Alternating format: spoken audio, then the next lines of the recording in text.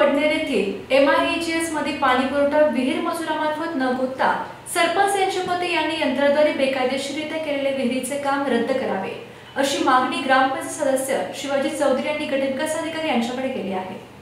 मौजे वडनेर तालुका परांडा जिल्हा उस्मानाबाद या गावाकरिता शासनामार्फत MIHS योजनेमार्फत पाणी पुरवठा विहीर मंजूर झालेली असून सदरील विहिरीचे काम हे मजुरांमार्फत करण्याची अट असताना सरपंच यांचे पती यांनी पदाचा दुरुपयोग करून सदरील पाणी पुरवठा विहिरीचे काम यंत्राद्वारे करून कमी पैशामध्ये काम करून पैसे हडप करण्यासाठी हे काम करत आहेत। याबाबत ग्रामपंचायत सदस्य शिवाजी चौधरी यांनी गटविकास अधिकारी यांच्याकडे तक्रार केली आहे अशी माहिती शिवाजी चौधरी यांनी चॅनलशी बोलताना दिली। ज्ञानदेव चौधरी मी राहणार वडनेरचा आहे।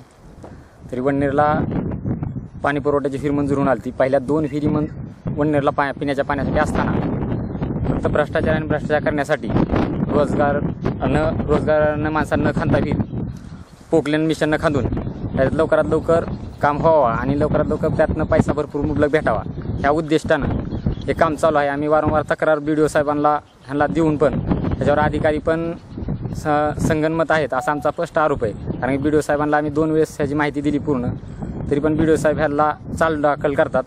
त्यामुळे ह्याचं बिल निघून व ह्याचं बिल निघल्यास सर्व अधिकारी जबाबदार राहतील अशी आमच्या गावकऱ्यातर्फे आमची इच्छा आहे।